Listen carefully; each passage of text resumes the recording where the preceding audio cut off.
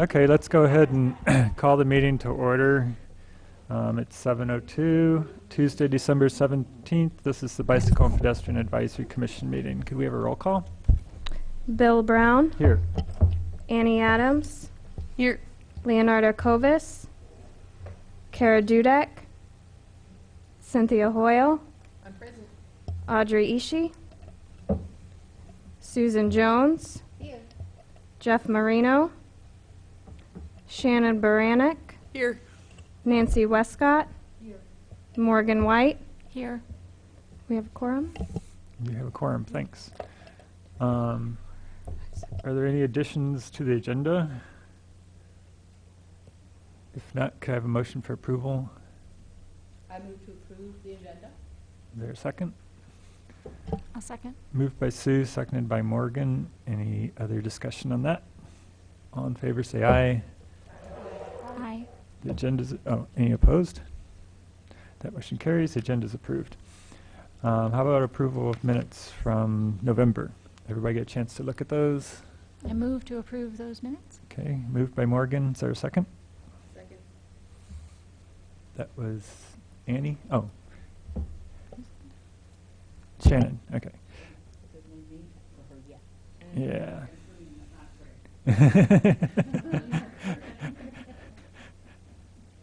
The sensitive side of Craig. Okay. So moved and seconded to approve the minutes. Any discussion or corrections? All in favor say aye. Aye. Any opposed? That motion carries. The minutes are approved. Thanks. And I don't see any public input.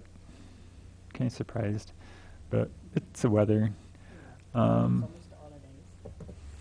So, new business. We have Assistant Chief Rich Searles here. I asked him to come and address some of our questions we've had on enforcement. Just for review, you know that the League of American Bicyclists gives out gives out the grades and the what do they call them? Ratings: gold, silver, and bronze. We're currently gold scores. And we'll back up one agenda item because Jason might want to participate, but let me go ahead and finish the introduction.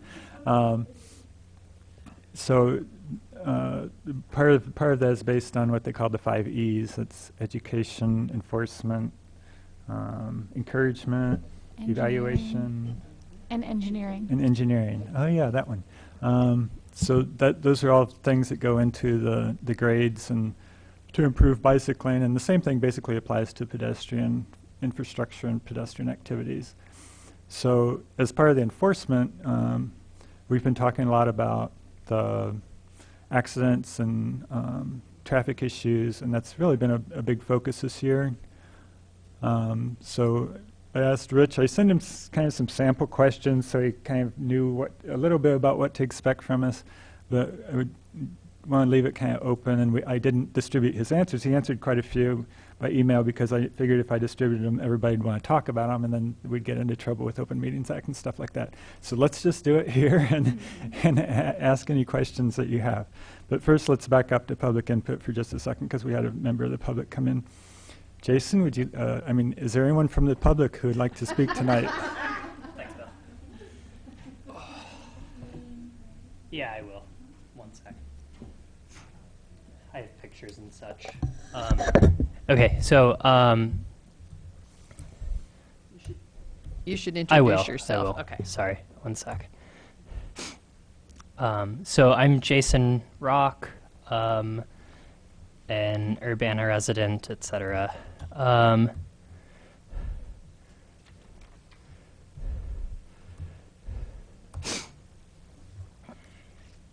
Oh, come on.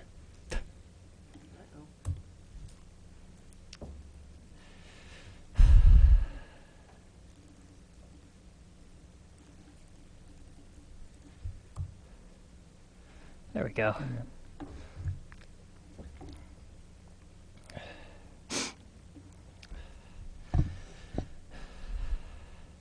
Okay, so I want to talk, and this is something that Urbana and Champaign know exists, we've sort of known that this exists for a while, and it's the disparate impact of policing that targets cyclists and pedestrians. So the embarrassing history of this is this 2012 Atlantic piece that was originally not an Atlantic piece, but it got sort of nationally syndicated press, which was that in Champaign-Urbana, 87% of those arrested for jaywalking are black. This has been addressed at a certain level. That number is no longer that high, largely by reducing the amount of tickets directed to, or the amount of enforcement directed towards jaywalking, and as such also decreasing the disparity of that impact. The problem, and this is largely not an Urbana PD thing, but this is definitely a UIPD thing. So they do sort of yearly, and I don't know whether or not they did that this year, yearly educational enforcement on campus to teach students how to be better pedestrians and how to be better cyclists. They claim that they also would enforce and ticket drivers, but if you actually pay attention to the literature that they produce and sort of how they talk about this stuff, it's clear that they're not really that worried about whether or not they're actually enforcing things on drivers. So at 19 seconds in this video, oh, are you serious? It's There's a skateboarding dog. Oh my gosh. No, I think it just, well, maybe. Okay. So at 19 seconds in this video, as they're talking about sort of why they're out there, we are here with Officer Snow today. it's going to switch back to showing the video as he talks. And there's a car that rolls right there, didn't stop. After this person crosses, there's going to be a blue car that also rolls through the stop. One next week on Tuesday, and So right about here, that car didn't stop either. And this is as he's saying, we're out here today to enforce the laws. We're looking to make sure that pedestrians are following the law, cyclists are following the law, and you know that Urbana person. That person actually did mostly stop, but the person in the cat right before him didn't stop. So the first enforcement action that they take is right about 1:30. Sorry, a little bit before. I'm also watching. So he's talking about how, you know, he's watching, he's making sure that no one's breaking the law, whatever. And then two people treat this intersection, which is a fairly low priority intersection in terms of number of cars. They diagonally cross right there. And this is the first enforcement action that he decides to take. And as he's doing that, he pulls up, parks right in the bike lane on the opposite direction. And this is just, to me, this just really irks me. So the pedestrians didn't impede anyone. This crossing diagonally doesn't matter. But the police park right over the pedestrian infrastructure, or sorry, the cyclist infrastructure. And they also park their nose right over the pedestrian infrastructure. So in order to stop these pedestrians, to talk about an action that they took that didn't hurt anyone, wasn't a big deal, after ignoring 5 drivers that rolled through the stop sign, they block the cyclist infrastructure, they block the pedestrian infrastructure to do an enforcement education action that didn't really need to be done. Wasn't any worse than any of the infringements that they ignored for 1 minute and 30 seconds. And that sums up, I think, what, for me, and for, I think, a lot of students, how this comes across. If you put yourself behind the wheel of a car, the UIPD will ignore you. They'll ignore all of the things, the minor things that you do. if you're out walking or you choose to bike, they will nickel and dime you in every possible way that they can. And this is something that the UIPD's public outreach has been very clear about. So, sorry, this is actually not on cyclist breaking the law. This is on cars rolling through stop signs. I need to give you just like a 2-minute warning because Officer Searles will need to go to the Sorry. school board meeting later tonight. So Got it. okay. Okay. Thanks. So a cyclist says, I've seen cars rolling through stop signs, and the UIPD's answer is, this is a problem since the Model T was invented. There's nothing we can do. Someone says, pedestrians aren't able to cross roads because drivers just roll through and don't yield to them. And he says, I mean, the sign doesn't do anything. There's nothing we can do. Someone says, hey, why are we letting cars park on Green Street during the construction? It hinders traffic. It hurts things. And he says, yeah, I mean, that's just, what are we going to do about it? We can't ticket them because that would hurt traffic even worse. The other thing is that these closures create opportunities for tickets. So when we close traffic for pedestrians, we close the street and we say, go to the other side of the street. And if you don't, you walk in the road and then you can get a ticket. There's an opportunity for us to ticket pedestrians. There's an opportunity to ticket cyclists. And it's not always the case that this happens, but same thing with failure to upkeep the sidewalks, failure to clear sidewalks. You either get to make a choice between walking on something that is basically an ice sheet or walking in the road where you can get a ticket. And this, again, is something that the UIPD admits that they do.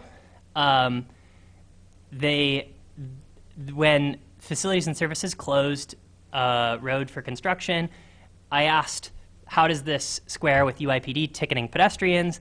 And UIPD said, we have to issue tickets because the area is very tight and pedestrians walking in the road are putting themselves at risk. Ignoring, in my opinion, that pedestrians are more efficient than cars. If we're closing a road because if we're closing pedestrian space because an area is tight, we should be instead closing space for cars. And I think I've probably used my 2 minutes, so. Okay, thanks. Anyone else from the audience? Okay.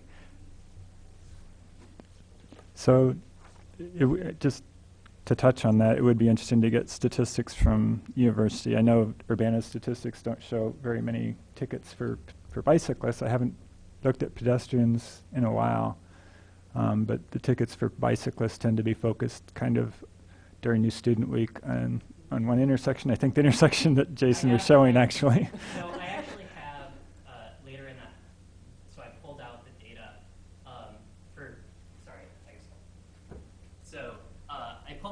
I actually did plot the cycling tickets per, if you wanted to see those. For per month. Okay, maybe next time. Well, I won't be here anymore. Okay, that's right. You're But- leaving. If you send them to us, Is that, just is that for the U of I Police Department or for Urbana. the Urbana okay. Police Yeah, we have Department? Urbana. So. Because I can request the U of I info. That'd be great. Okay. Let me- Just let me know what specific info to request. Okay. Tickets for pedestrians and bicyclists. So let me just start with a couple of questions I sent, maybe, and we can just start talking about that, and then other people can ask questions. So one of them had to do with the video that people get on their dash cams or bike cams or helmet cams, whatever you have, and show a violation of some sort. Either, and I asked specifically about harassing bicyclists, and that's not, you can address that.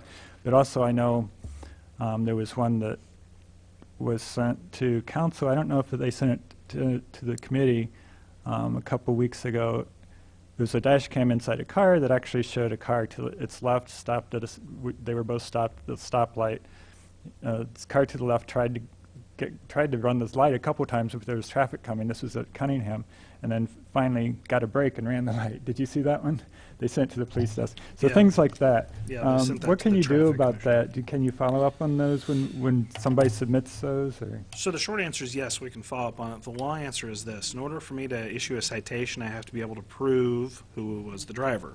I know what the car was, I have a license plate number, but if they say, gosh, I don't know, I loaned it out to a friend, I don't know, then we're pretty much dead in the water. Now, if they say, yeah, that was my car and I was driving, then, yeah, They'll do that once. yeah, then we can take enforcement action. So, yeah, I remember that video that got sent out. That was, those sorts of violations we oftentimes address as we're out doing normal patrol duties. That's the sort of thing as, you're driving down the street, you see it happen. So for example, before I came to this meeting, I went out to grab a bite, and there was, I think a Subaru that was pulling a U-turn on Vine Street.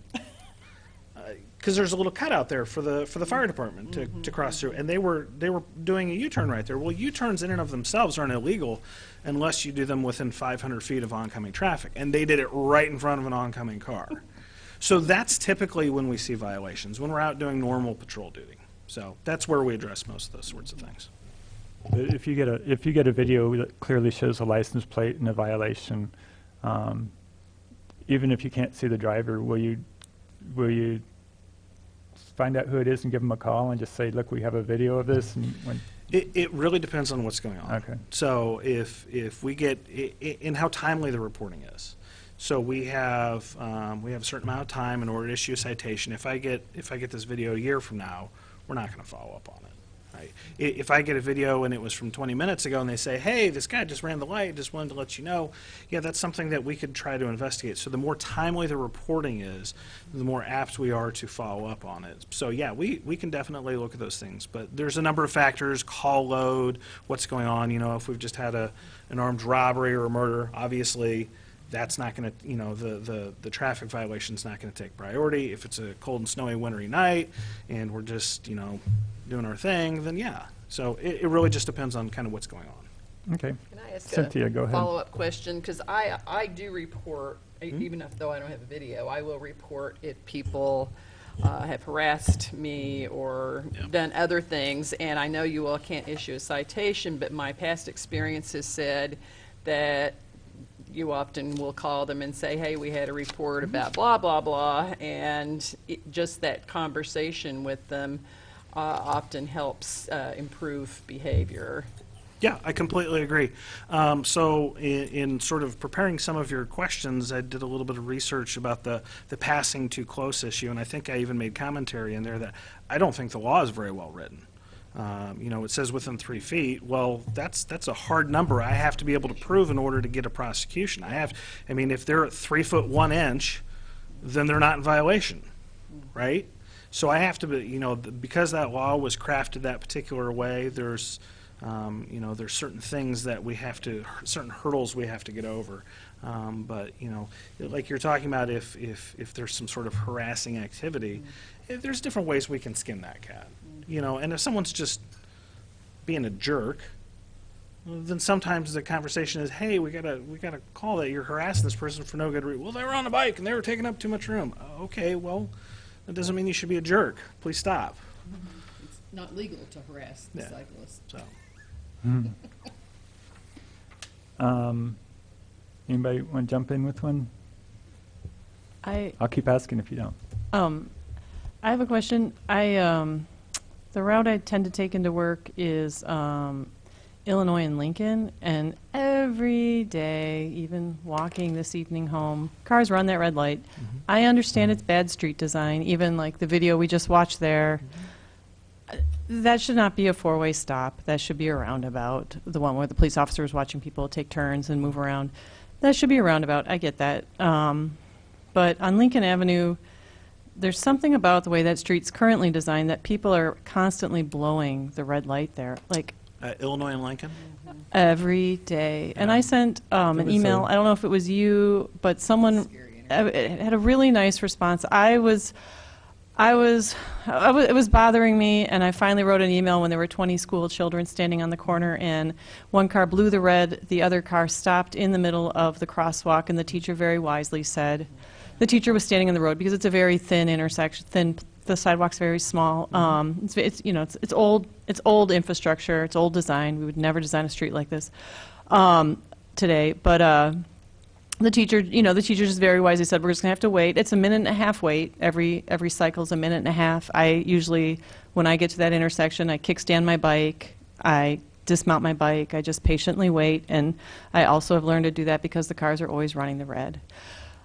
I know Urbana has a revenue situation, and I just wonder if we couldn't do mobile red light enforcement. And it just seems to me that, and I understand that when you issue a ticket, you don't know who the driver is, you don't know who, I get that. I lived in Chicago for years when they did the red lights cameras. I can tell you they work. I can tell you they absolutely work. People get paranoid. They think that big flash is going to go off, even if it was a fake flash. I mean, they didn't issue tickets for months, and it was like outside my office window, flash, flash, flash, flash. I mean, so even if it was fake, it just seems to me that like someone is going to get killed there before we get a chance to redesign that street. And it's very upsetting to me to watch it every day. And I do know if we had some sort of fake or real Probably thing. shouldn't say it in a public meeting, though. Yeah. I don't know. Well, no, they did say, even in Chicago, they said these are just going to go off just to let people get used to the understanding of this is what happens when you run a red light. Just a warning. It's a warning, yeah. And the thing is that happens is people then change the behavior. And so if we just had one that we could move around the city, and I'm 100% serious, other cities do this. You just move it around the city until people realize don't park in the bike lane, don't run the red light, because police officers cannot be everywhere. I think it is insane to think that, I hate it when people say, why aren't the police stopping this behavior? That's insane, in my personal opinion. It's like we need to design streets where people cannot misbehave, whether on bike or foot or in a car or a bus. But we also need to there needs to be more automated ways to get people to behave themselves, So it's a shared system. So anyway, that's sort of I suspect it would take a lot of political will because people all know they run red lights and they all think they're going to get a ticket. So there's a lot to unpack in that. First thing, so I'm now in my 23rd year with the police department, and I cannot think of a single accident at that intersection that I've handled personally. So while there might be a problem with people running the red light, it has not manifested itself such that I've seen it. That's just my personal experience. While I started at the U of I in civil engineering, I don't have a degree in engineering roads, which is probably where Shannon comes in. If I had to guess, what I would say is that southbound traffic is probably in a hurry because the lanes merge further down by Jimmy Johnson, so people are trying to jockey for position. Yeah. With respect to red light cameras, that's something that Bill and I kind of batted around. I think there are some legal issues associated with that. I think a lot of cities are getting away from red light cameras, and you brought up the revenue issue as one of those things. That's a policy level decision. Obviously, that's outside my hands. I personally would not advocate for them. I understand what you're saying. If there's a stick waiting to whack you if you're below the red light, then you're less likely to blow the light. We have officers in the area. There's an officer assigned to that part of town, the campus town area. It's not unusual that they conduct traffic enforcement on Lincoln Avenue because there's such a high traffic volume there. Lincoln and Green, they oftentimes spend time at. So. I don't know, those are just kind of some random thoughts in response to kind of your statement. I don't know if Shannon had any thoughts about engineering at that. Without actually having the intersection in front of me and the data, it's hard to, I don't want to speculate and say something completely off base. I was just trying to look at my phone at the aerial image, and yes, the sidewalks are narrow, and a lot of Lincoln has retaining walls, which is part of actually what we ran into with Lincoln Springfield's resurfacing. It does impact design because those walls are there for a reason, and it's A road diet would help. We have a study planned for the future for that part of Lincoln, but it's not set when we will. So, Right. The intersection's 2 travel lanes, northbound, southbound, with a turn lane. Yeah. There's a button that bicyclists can press on Illinois, but it doesn't change the light. It actually does change the light. It's like a walk thing. I think that's the intersection, though, that the Urbana Police Department posted something on Facebook in the fall with a stack of tickets. They Yeah, remember so, seeing that? yeah, so There's sometimes... like 6 or 8 tickets in one day. They Yeah. gave I mean, for running the unfortunately, stoplight. engineering can't engineer against bad driving. Like, if someone's going to run a red light, they're going to run a red light unless you put up a barrier that just shoots up in front of their cars and stops them. I mean, You should seriously just sit at that light for 15 minutes. Especially in the evening, it's really very frightening. Even in the morning for on the people way into running work. red lights, I mean, first stop is the police department. I'm like, that's... But I was just going to yeah. say, there's something about the way people just pick up their speed and blow it. Like, there's something about it, and because I've never seen a red light blown so consistently in my life. Live on Randolph Street. Well, this is what I can tell you. I can tell you I happen to know a guy that can direct some patrol activity. So I will let the patrol division lieutenants know that there might be a problem at Lincoln and Illinois, and we should try to do some traffic enforcement there. You're welcome. How about parking in bicycle lanes? I know we were directed to a new app that you can actually photograph somebody parked in a bicycle lane and upload it to some website. And there were 6 or 8 uploaded, I think, this fall. And that's just the people that know about the app. It seems like a lot of times it's delivery vehicles and things like that. Is that? And then kind of a corollary to that is how much can the parking officers do versus the police officers? Sure. Is there another question about came up about parking officers said they couldn't write a ticket for expired plates, for example. They said that wasn't a parking violation, that was more of a moving violation. So because parking officers aren't sworn officers. So Well, it's been a while since I've worn a uniform in a patrol capacity, but when I did, when I was a midnight shift patrol sergeant on a very cold, snowy night, I decided that the only way I was going to keep myself awake was by doing parking enforcement, actually. And on the parking ticket, there is a checkbox for expired tags. And so my goal was, I'm only going to write this one violation. And so that's how I kept myself away. And it was really cold. It was like 30 below kind of cold. So with respect to someone saying that it's not a parking violation, I would disagree. I believe it is a parking violation, at least on the tickets that I was issuing 10 years ago. Again, that was 10 years ago. It can be a moving violation. There is a state statute that requires you to have updated tags. So I would argue that it's both. With respect to the app, I'm not familiar with what app you're talking about, but I guess what I would encourage folks to do is, in whether it's a parking issue or a crime in progress or anything like that, if there is a concern and it causes immediate problems, people really just need to pick up the phone. So one of the things that I do is I get all the Crime Stoppers tips that come in through Champaign County, and you would be amazed what comes in through Crime Stoppers. Amazed. My next door neighbor is playing loud music. That I'm not going to get that tip till the next morning. I can't help you out, right? So I would just encourage people, just if there's a problem, if someone's parked in a bicycle lane and it's improper parking, pick up the phone. Either if parking's working, they'll come and address it. If they're not working, a patrol officer will come and address it, when they're able. But we can't do anything about it if we don't know. And we're not everywhere at once. We're not going to see everything at once. That patrol officer might not be interested in keeping awake in the middle of the night, writing those parking tickets. So did I hit all your points there? Can you I have a just, question, too. do you know the number Morgan. off the top of your head? To call? Yeah. Yeah. So this Sure. we'll go on TV The later. non-emergency number for MECAD 911 is 333-8-911. And so that is the easiest way to get a patrol officer anywhere in Champaign County. Whether you're out in the sheriff's office jurisdiction, the city of Champaign, city of Urbana, any of the villages, we have one dispatching center All the calls for service go through there. That is the easiest way to get a patrol Will you officer give the number for. again? Sure, 333-911.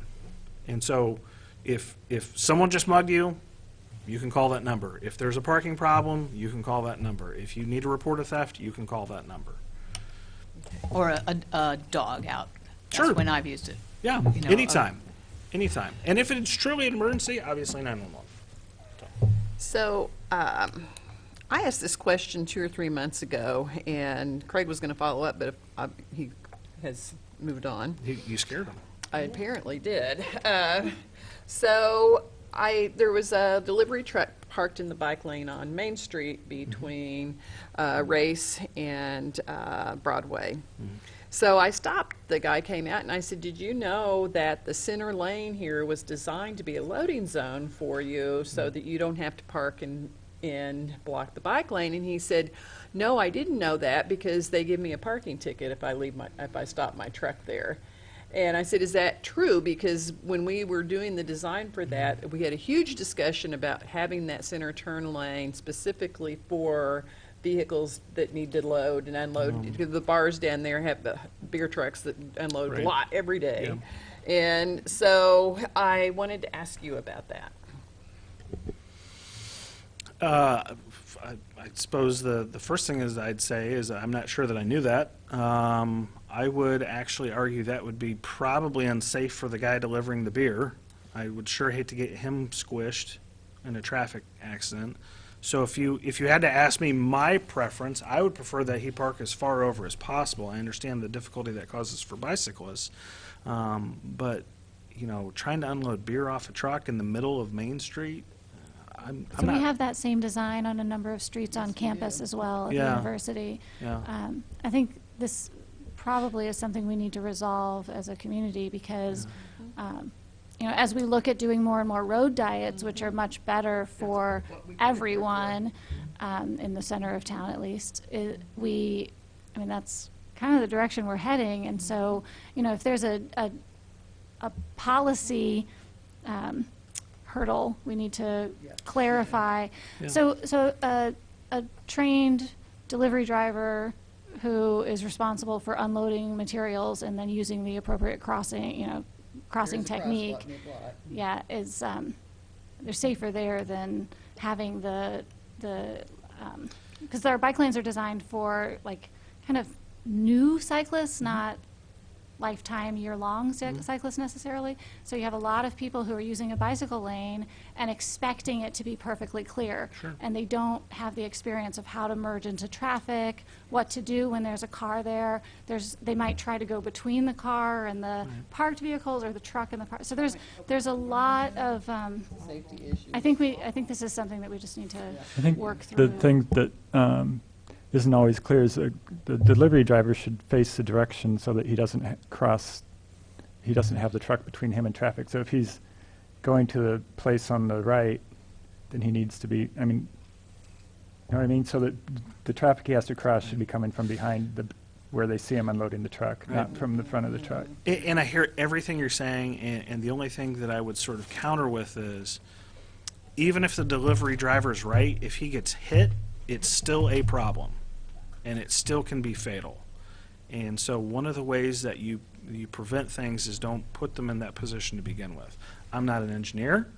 I don't pretend to be an engineer. There's policy level decisions that you're talking about. There's education for patrol officers, like, hey, just so you know, it's legal to park here in the center lane. Okay, I didn't know that. But this seems like this is a design issue. If I was the delivery driver, I would be uncomfortable in the middle of the road. I know, but it would be just as fatal for the bicyclist. Of course it And the would. bicyclists are there more frequently. As a person who has had to bike around this situation, it is absolutely frightening. It is absolutely scary. Cars will not stop and slow for you. They're like, get in your bike lane, even though there's a giant, massive truck there. You don't know if they're going to open a door on you. It is absolutely dangerous to have vehicles parked in bike lanes. They should stop traffic before they stop a bike lane. It is dangerous. It's like parking on a sidewalk. Very dangerous. Yep, I totally get it, and I'm not trying to dismiss that concern. I'm just saying that I would be uncomfortable personally. Yeah. I do know in Champaign, they had actually a problem of people, Uber drivers, Lyft drivers, delivery drivers parking in the middle of Green Street, and they actually put up a loading zone right there in front of Zaz, so they can now park in that loading zone, and you basically have to drive in the turn lane to go around them. But I know there it is not allowed to park in the center turn lane, and they were writing tickets like gangbusters. So that's where this comment came from then. So what is the center turn lane there for? Because you can't turn left or right on Green Street until you get to an intersection. So why is it there? Traffic backs up. Yeah, it's for queuing. So. It never queues the entire Oh, it block does. there. Yeah, it I go does. that way all the time. That's how I come to work. Yeah, I've seen the same Turn issue. left onto, you can't even turn left on. It's a shared turn left. So you can. There are ways you can turn left when there's not 9,000 construction sites. Yeah. So. Are you talking about, are you referring to Champaign and you're referring to Main Street? Yes, I mentioned Champaign Just to made be a clear, I stop. No, Yeah. I've Yeah. been, well, and I've been Yeah. westbound, and eastbound on Green Street a lot, and I have never seen that center turn lane backed up with a full Oh, length it does. of Like, cars, because so. it does. I do think though, I'm back to what Morgan said, we really need to resolve this. There was a Amazon Prime driver who was parked in the bike lane on Green Street. I was like, you can park in the middle of the street, you can park in the roundabout at the pull through at Hendrick House. You have lots of parking options. I have only one option. And he said, it is perfectly legal for me to park my vehicle here in the bike lane, even though the bike lane is not built for that vehicle and will crack. Thank you very much. That's not a bike lane, that's a bike path. Oh, okay, bike, oh, sorry, it's an actual bike path, Yes. right. So we really have to, and the other reason why it'd be great if it were a consistent policy is because trying to say, well, once you cross Wright Street, this is the way you park your giant vehicle, and once we need to, I think, all get on the same page and figure out what the safest thing is for the delivery drivers, the safest thing for the cyclists and the pedestrians, and people driving vehicles. I think we Yeah. need to get on the same page and then let everybody know this seems like a real And there's more and more situation. delivery trucks. There are more and more. That's the other part of this equation is we have more and more delivery vehicles, and they're stopping everywhere all the time. The Grubhub people are stopping everywhere all the time.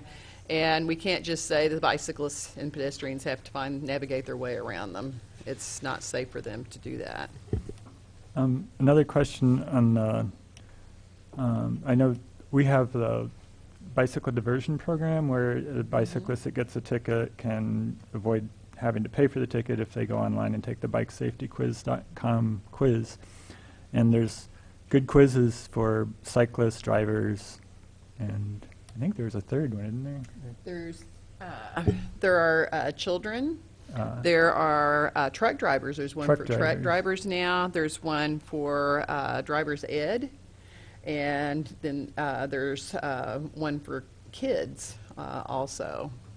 And so I was asking if the officers ever take the quiz, and, and I guess the answer is no. No. But it seems like that would be a good idea. It doesn't take that long, 5 or 10 minutes, and then at least when they direct somebody toward the quiz, they can, say, they know something about it. They can tell them what to expect on it. If they need to stay awake on a cold night in the winter. So We're busy writing parking tickets. I already told you. So that's not really a question. I just wanted to get that in there in case anybody wanted to comment on that. The question another one that I hadn't thought of earlier that I wanted to ask was related to the SRO office, the school resource officer. That part of their job is interacting with the high school students and teaching safety classes in cooperation with teachers. So do they have do they do a bicycle safety and pedestrian safety class? And is there anything that we could do to provide resources for the officers to help teach that? I think the short answer to your first question is no, they don't. Mostly what they focus on is sort of rules of the road, new drivers, sort of discussions. Could they? Yeah, absolutely. Especially if we go to a full-time model. Where we're at right now is a half-time model, and so oftentimes the driver's ed teachers will say, hey, can you come in and talk about different things, and talk about DUI, and talk about interacting with police officers on, let's say, a traffic stop or something like that. But yeah, no, that's certainly something that we could look at. I mean. Well, especially in the middle schools, because they Yeah. won't be driving yet. Well, and some of these things that we discuss, in sort of a slightly different form. It's a program called Risk Watch, and we oftentimes do it with little kids. Bicycling safety and safety around the house and chemicals and gun safety, et cetera, et cetera. But bicycle safety is one of the things that we cover in Risk Watch. Okay, Cynthia. Ride Illinois has a grant, and they have cash prizes for high schools that apply. They get a dollar amount per student that takes the online bike safety quiz. Okay. And so they've had a variety of programs that they have an elementary school quiz stipend and a high school and driver's ed stipend, and they have a police quiz stipend letter. So I think that that's something that we could certainly do. I know my Safe Routes to School intern is here. We are heavily involved in doing the presentations with the Champaign Risk Watch program for bike and pedestrian safety, and we'd be happy to do that with the Urbana schools as well, and have some grant funding that we're working with this year. So those are all options for helping get that information, and I think that the information in that quiz does lead to better driver behavior, because I know when my son took driver's ed here, the first time I went out driving with him, he didn't stop for a pedestrian and a crosswalk. I said, hey, wait, didn't they teach you you're supposed to stop for pedestrians and crosswalks? And he said, no. And I said, well, you are. So there are things that people need to learn in driver's ed that are not always focused on to the degree that we would like to see. Yeah, I can relate. My daughter just turned 16. That was a while ago, but... Are there any other questions? If not, just is there anything you want to let us know, or So just kind of going through some of your questions, see if there's anything that I think is important.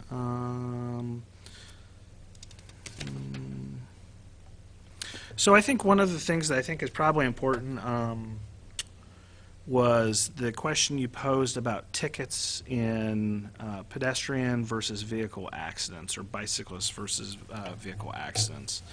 So my previous position was in the investigations division, and on serious traffic crashes, those investigations were mostly handled out of the investigations division. We have got some specialized training.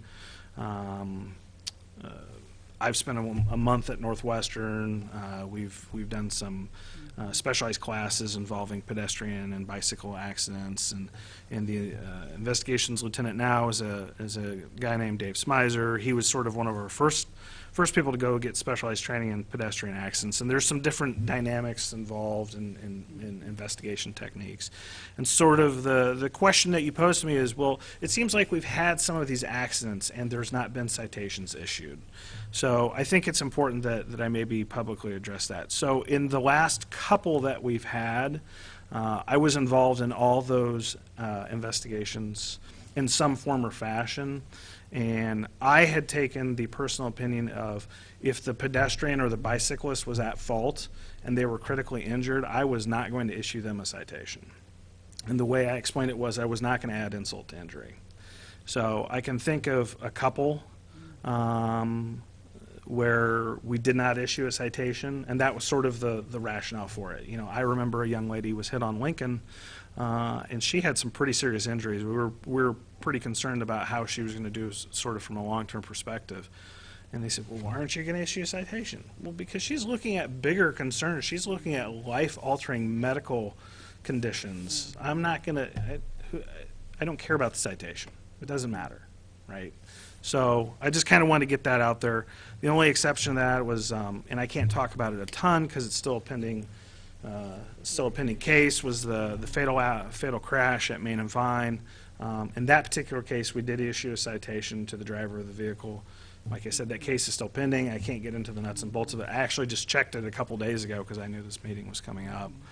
So that's still going on. But I just wanted to kind of discuss that a little bit. That was the method to my madness. Whether Whether Lieutenant Smizer agrees with that, I suppose is up to him.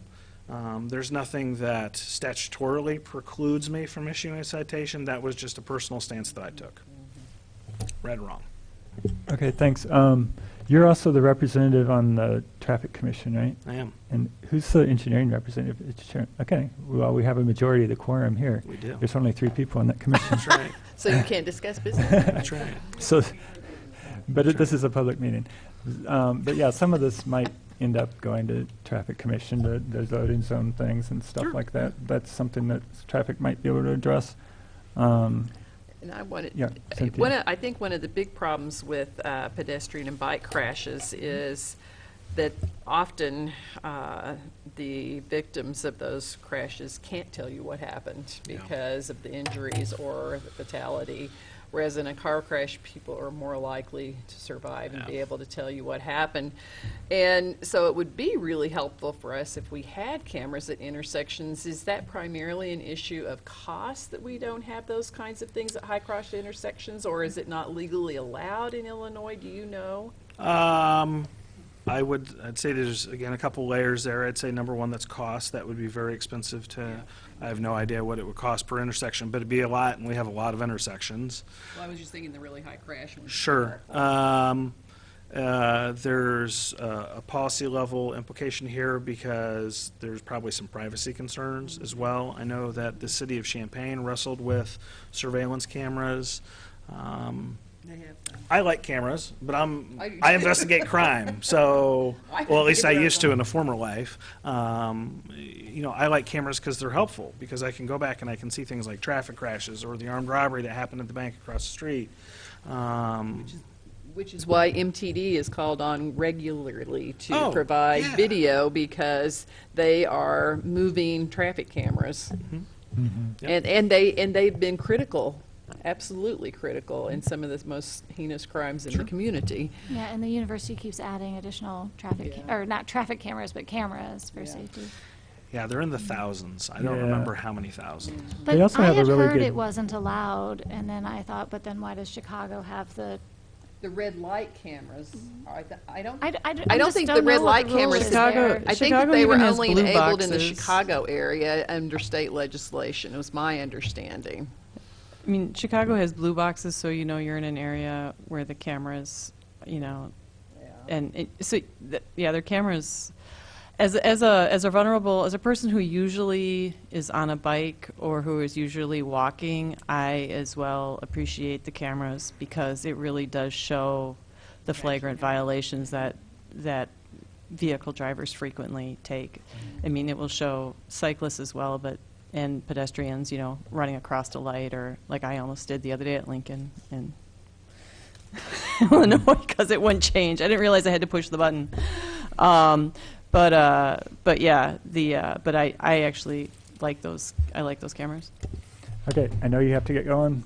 They're only 20 minutes into it, so if y'all got more questions, I'd be happy to stay for a bit. Okay, and stay another 10 minutes? Sure. Okay. However long you want me to. I'm here for you. Okay, sounds good. I'm guessing that meeting's going to go long tonight. They're probably just starting public input Yeah. in the middle of it. Yeah, Well, Cynthia. I have a question. We used to have a officer from the Urbana Police Department that was assigned to work with us on the Safe Routes to School program. Okay. And we would love to have somebody assigned again. I think during Yes. the period when you were very short-staffed, we just didn't have anybody. But we used to have really active engagement from the Urbana Police Department, and these kids really like interacting with the officers at our events when there's time. Like Joel Sanders was one. So was Anthony Cobb was our very first one, in fact. And it was a big boost to our work with the schools in the community. So you can't really answer that question at this point, but I guess I put in that request that we would love to have the name of an officer as our point person again, that we can engage as much as I'll possible. give you a name right now. Okay. Joel Sanders. He's still here. Okay. Well, he was not the person anymore for a while. That's okay. So if he's not going to be the person, he can help get a person. Okay. And with respect to staffing, it is not unusual for us to find ourselves in that sort of position. We are in it right now. But we can certainly have discussions about, getting involved again, and maybe it's through the Risk Watch program, maybe it's from an assigned officer. We can certainly look at a couple different options. He was great. He brought his entire family and volunteered at bike rodeo, so that was wonderful. We got 4 people out of that. Okay. Okay. I did mention when we were exchanging email that I did the statistics so far for this year. And so far this year there were 17 accidents involving pedestrians, 16 with injuries, 19 involving bikes, 18 with injuries. So about 6% of the total 605 accidents, but almost 30% of the 125 accidents with injuries. So basically, of course, there's probably a lot of unreported bicycle and pedestrian accidents because they don't have injuries. So I'd throw that out there. I think I also asked if you had any. I think you said that you would never walk across University Avenue. You had some serious concerns about University, and if you had any other insight about what would be the best way, what would be the best enforcement mechanism to try to prevent injuries? Like I said before, pedestrians and cars just don't mix well. The pedestrian always loses. The rate of injury is super high. And I don't remember what the statistics are off the top of my head, but it's for like every 5 or 10 miles an hour the car is going faster, the rate of injury goes up astronomically. And so you can have a fairly low speed accident, 20 miles an hour, and it be a fatal accident. It is. You have a 90% chance of survival. So, I worked a hit and run accident of a guy over by Carl, and he got squished. I mean, he got hit really badly, and he's, by the grace of God, he's still alive. University Avenue, it's high traffic volume, the rate of speed is higher. It will be going down, thank God. And it's cars in both lanes, both directions, sort of all the time. And so the secret to crossing University Avenue is get out of the road as quickly as you can. So but I think the question was what can be done from an enforcement standpoint, right? Because last month we had an overview of the design plans for universities. So we've all just gone through all those what the future will look like, and it's still entirely focused on vehicles. So we recognize that, and that what you're saying is, totally agree with you. But what we don't know is what sorts of things can you guys do in that area to help reduce the speeding vehicles, especially because one of the things we keep talking about is that a lot of the traffic that's going through Urbana is literally just going through. Right. So they're trying to get from somewhere on that side to the other side, some other towns. They're not really even like local community members. They're just trying to get through. Yeah. So is your question specifically related to speed enforcement? So my question is speed enforcement on University Avenue in the Urbana jurisdiction. Okay. So there's a couple ways you can do speed enforcement. The most straightforward is using a radar gun. The problem with using a radar gun on University Avenue is I have to be able to say that speed is associated with that specific vehicle, and there's so many vehicles, it's essentially impossible to do. I suppose we could use laser, but we don't own any laser radar guns. So what you're saying is we need to get a grant to get you some laser radar guns to use on University Avenue. I suspect that we would accept that. Or could we have a student, U of I student guessing they're team very make expensive. one? I have never priced out I think they're called LiDAR. LiDAR. I've never priced out a We already have LiDAR gun before. Somewhere.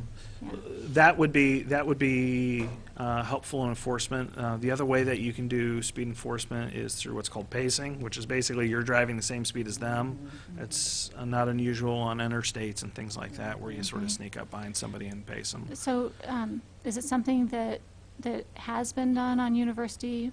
And see, the other thing is, since University, for the most part, is IDOT, is that even under the enforcement of the Urbana We still, yeah. PD? Yeah, Okay. absolutely. I Absolutely. don't know how that fit in. Yeah, we can, I can actually do traffic enforcement in the city of Champaign, but that's sort of a little-known fact. But anyhow, no, we have jurisdiction on University Avenue.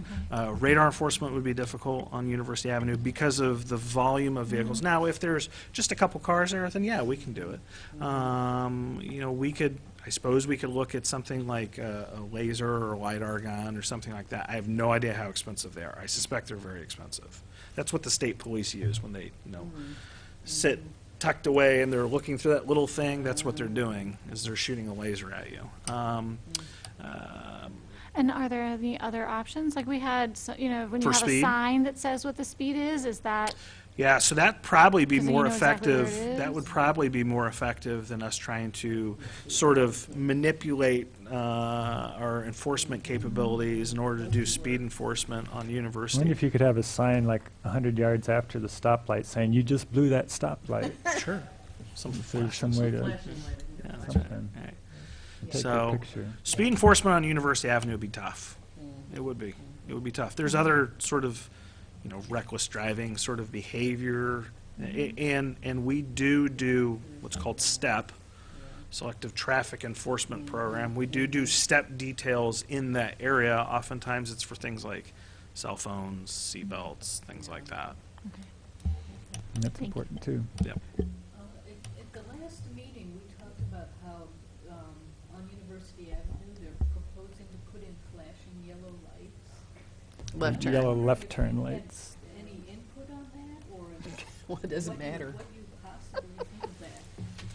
What would the flashing yellow It's lights be for? flashing left. Left There's turn an arrow, so left there's- arrow. Oh, would be- warning that it's about to turn red. Yeah. Well, It's it le- just, it means you it says you yield. can, You can turn on left, you yield. just, it's like a normal left turn without a turn signal. You have to watch for oncoming traffic. It just means that when it's green, you have When you have a green priority. arrow. That might be useful at Lincoln and University. That's one of our higher accident rate intersections. Do you know off the top of your head? they're going to put them at all the intersections. Yeah, every right? single intersection's getting the flashing yellows Yeah. from So- Wright to Cunningham. So Lincoln and Uni would be definitely important. It would probably have some impact there. Lincoln and University, let's start over at Wright Street. University. We don't work a lot of accidents on Wright Street. There's some, It's not a ton. University. The next intersection's Goodwin. There's probably been a couple there. Lincoln and Uni is going to be one of our highest accident intersections or areas in the city. It would definitely be coming handy there. Uni and Kohler. Occasionally we get traffic accidents there, but those are sort of the flukes. Someone's not paying attention. I don't know if the flashing yellow would be helpful there. Do you know what this flashing yellow thing is? Have you seen these arrows? It's a yellow arrow. So when you're It's sort of like you can turn, but caution. Yeah, so you're looking at that. You're not looking at the pedestrian in the crosswalk who has the right of way to cross. You see oncoming traffic, but you've got this yellow thing going.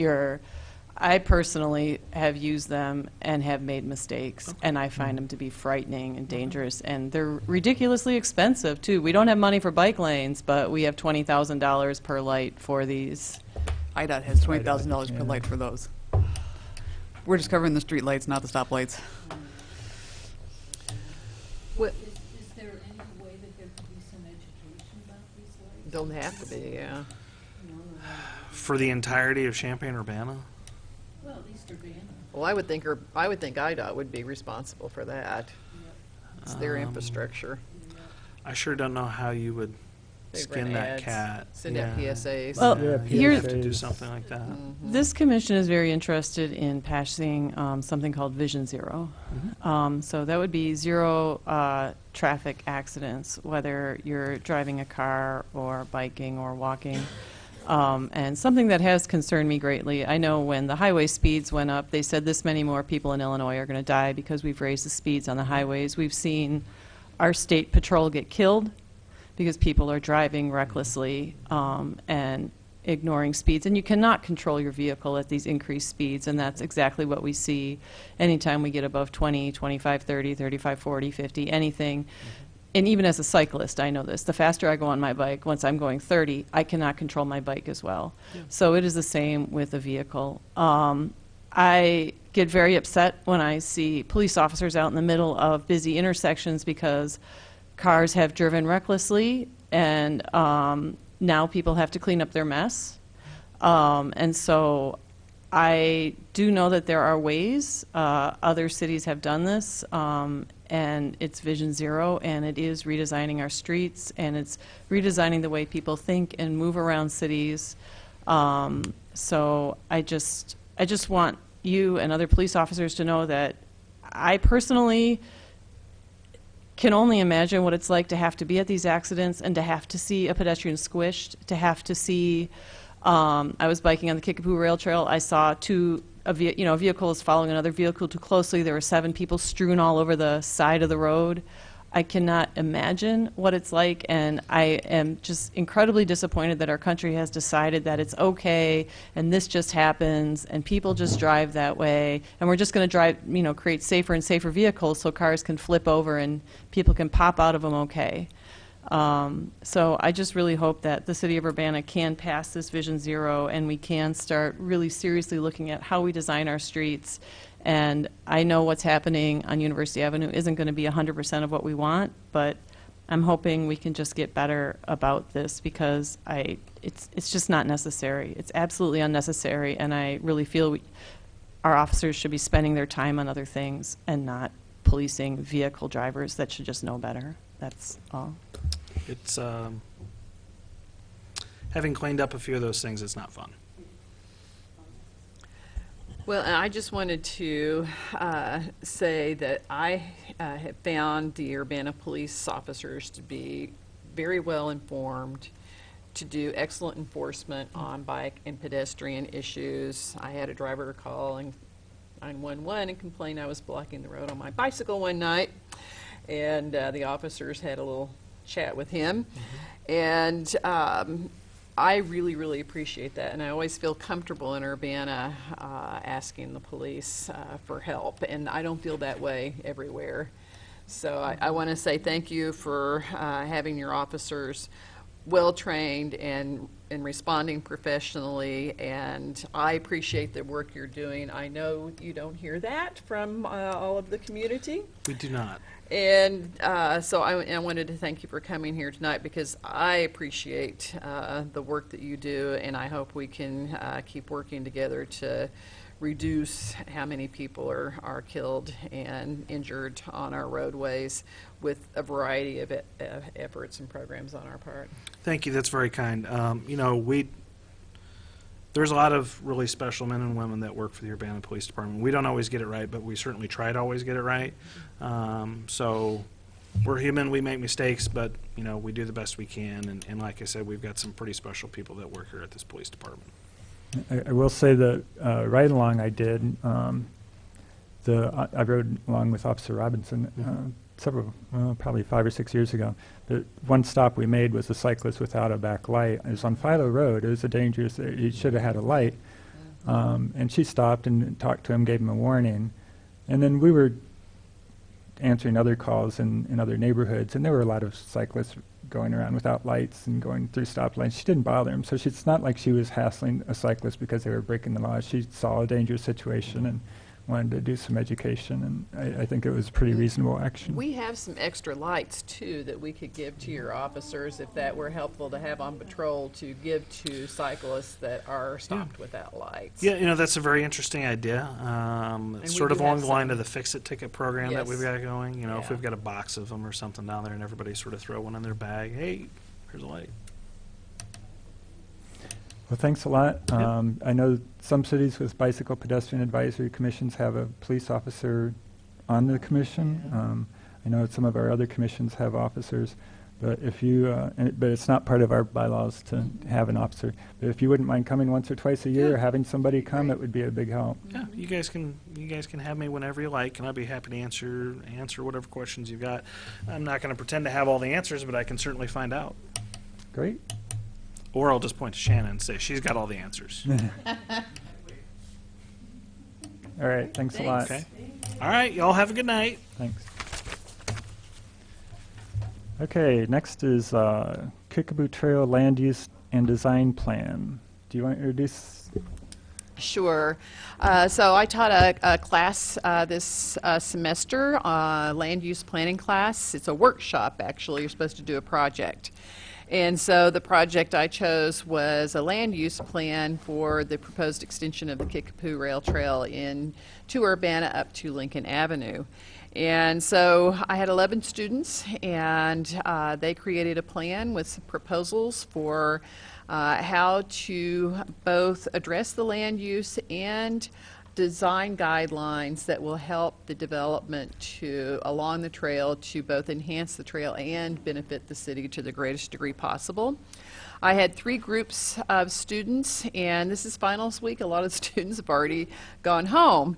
And lucky for us, Charlie Rasmussen, who is also my Safe Routes to School intern, is here. And so we've got a presentation from one of the groups tonight. And next semester, I think at least one of the other groups, and maybe both of them, would be interested in coming and showing us their proposals. There was a lot of similarity, but there were also some distinct differences in some of the ideas that they came up with. So I will let Charlie make his presentation, and then we can ask questions at the end. Hey guys. So I will attempt to, like Cynthia said, a lot of my classmates had similar ideas. So I cannot speak for all of them, but I think you guys will find some of this pretty interesting. So let's begin. The Kickapoo Rail Trail. Are you guys familiar with the? Okay. Let's see. So we are going to talk about the existing conditions of the trail, our goals and vision for what we would like to see with its future implementation, and specifically the land use around it, because that is what this class was centered on, and also what we decided would be the most impactful once this trail gets developed. We figure land use is going to be very important. So the trail has 2 sections built already and 2 more in process. One is open right now. We rode it with Cynthia. It was fantastic and very enjoyable. And I was a student here for 3 years before I even knew it existed, and rode it. And I will definitely be spending a lot more time on it in the spring. And St. Joe is, we met with the mayor of St. Joseph, and they love the trail. The downtown is being built around it. Storefronts feel vibrant, and the mayor was just, she loves the trail, and also the president of the Forest Preserve, Sarah, I forget her last name, but she was just out using the trail, which was fantastic. So we got to meet these 2 great stakeholders involved and people involved in planning this trail, and they're really excited about it, which is exciting. So to begin on to set the stage for our land use plan, some important demographics. So we looked at this particular study area in the downtown, which I can show you right here. This is the zoning map, but this is also where we focused most of our research on. This particular segment where the railway runs through, and you'll see on a future slide where the proposed right-of-way is. But the demographics in this area show around 65% of the housing units are renter-occupied, one. And then it was 51.9% of the households are below $35,000 a year. So seeing that there are majority renter-occupied housing units and also a slight majority of low-income people, there's going to be a need for affordable rental housing in this area. That is something that we discern from these demographics here, and also something that we hope to incorporate in our plan. What was the geographic region for your demographics? It was, I am pretty sure that my classmates chose this particular region here. I don't think it's the entirety of downtown Urbana, or the entirety of Urbana? There's not 16,000 housing units Yeah. there. But Okay. Then it's Urbana itself. Okay. Yeah. And then something I always have to say on that is a lot of the low income is students. Right. And they are low income, but a lot of them also have other resources, either savings or loans or something from family. So if you're planning businesses, to cater to the students, a low income household, a student household that may be a grad student making $15,000-$20,000 may have access to $30,000-$40,000. So it may have more spending power than it looks like, I guess is what I'm trying to say. Yeah. I understand.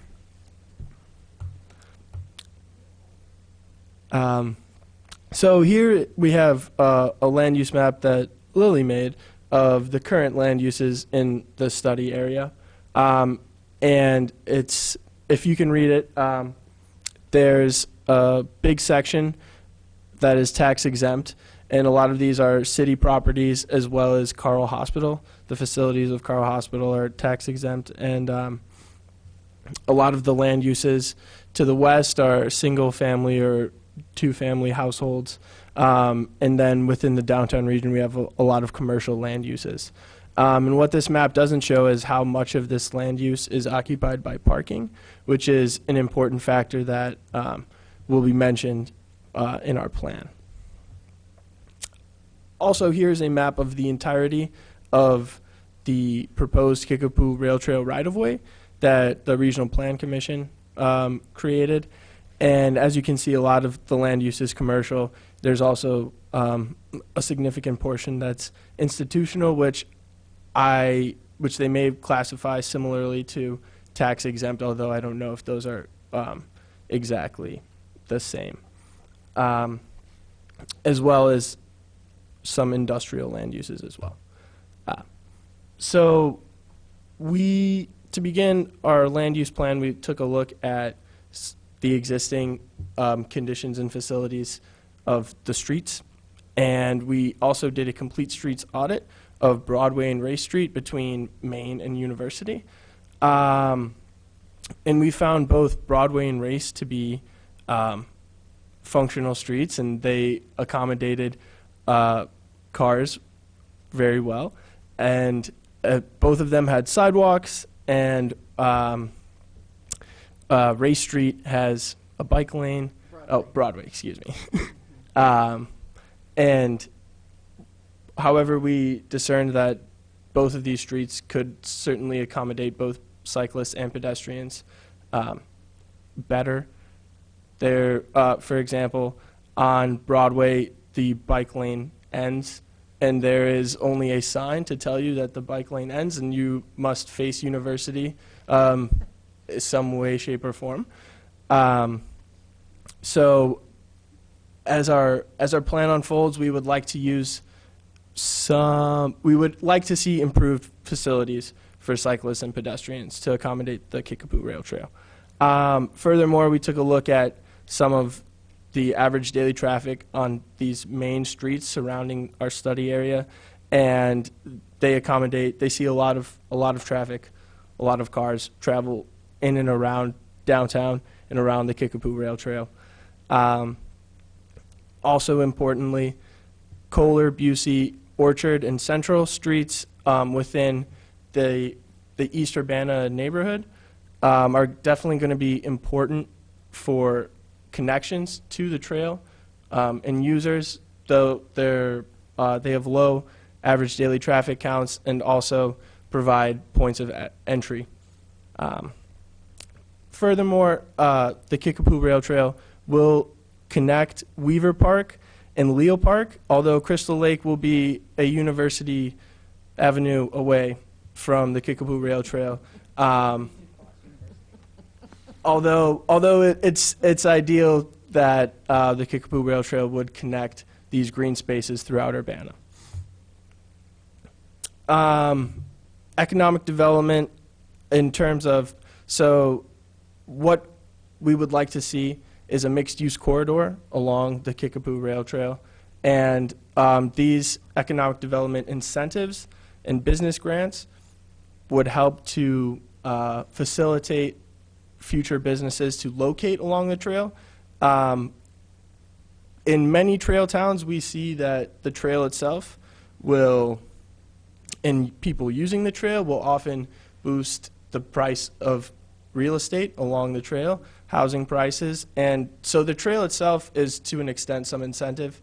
As we can see in St. Joe, people use it as an attraction and is an artery of transportation that, and also could potentially be a point of tourism for those who like to ride on trails or use trails or travel to use them.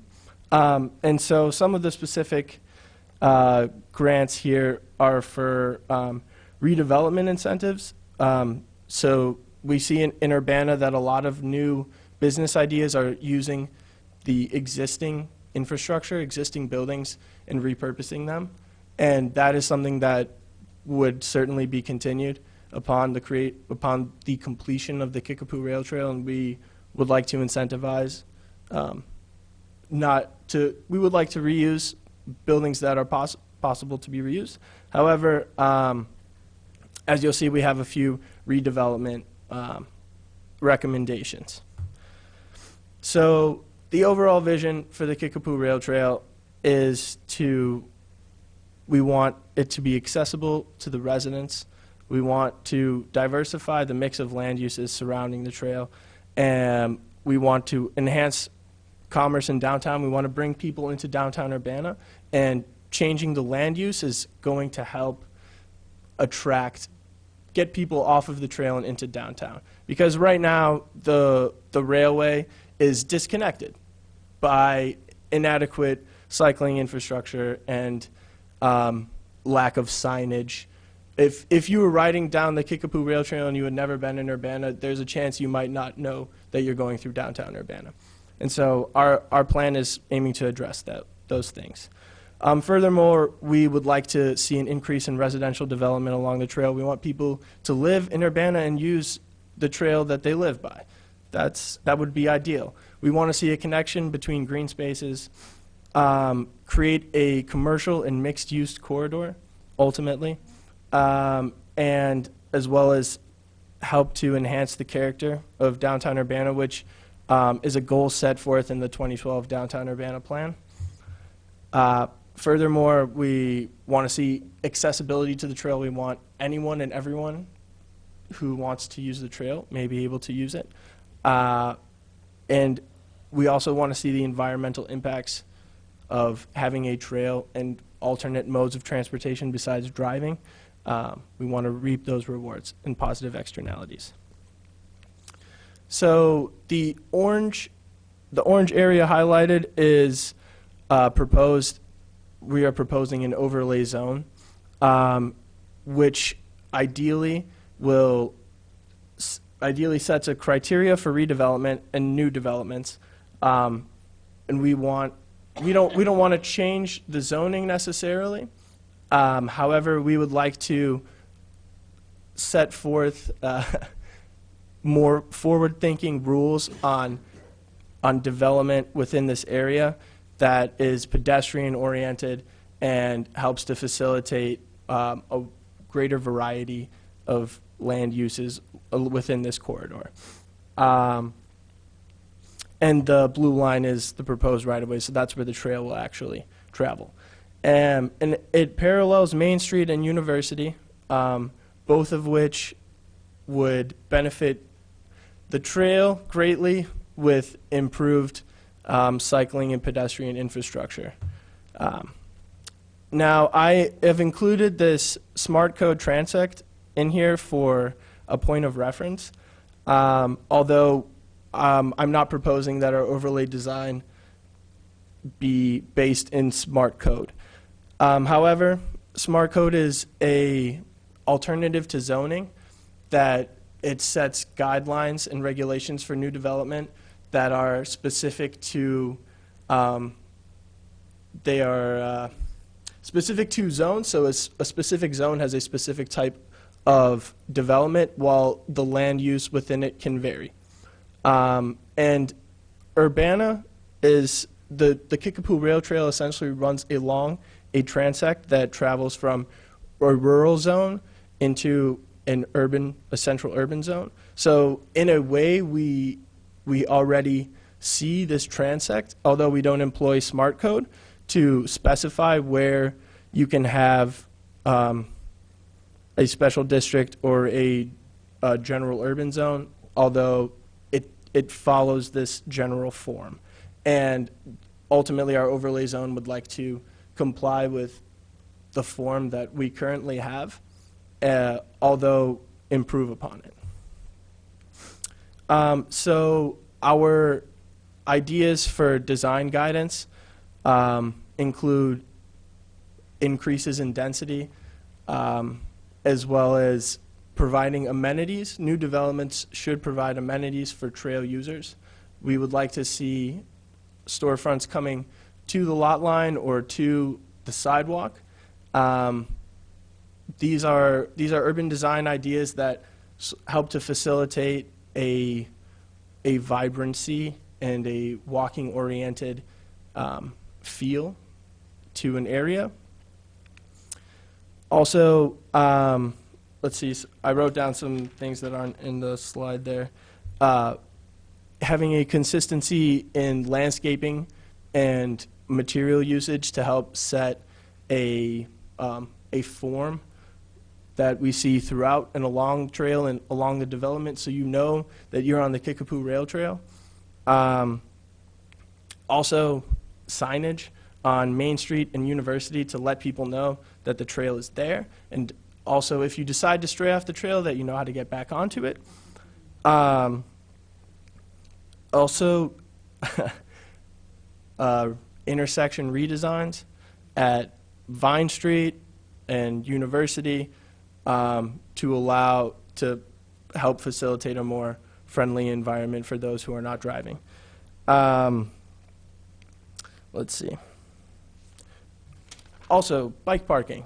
Huge design guideline there that we would like to incorporate in all new facilities within this overlay zone. And another idea of this overlay zone is supposed to, and these design guidelines are supposed to help make it easier for developers and to build and redevelop the infrastructure so that it is more progressive and mixed than the land use currently is. So here I have a couple of proposed redevelopment sites. And also, as you can see, this is not the MTD Carl came to us and talked to us about perhaps a new transit center within downtown that would also be a civic center. So governments would find themselves, entities would find themselves seated there. It would be an employment hub and a place to travel to and from. You mean Carl Nant, the MTD director, not Carl Hospital? Okay. Not Carl Hospital, excuse me. Clarify Carl that. Nant. Yeah. Yes, Carl Nat, the managing director of MTD, sorry.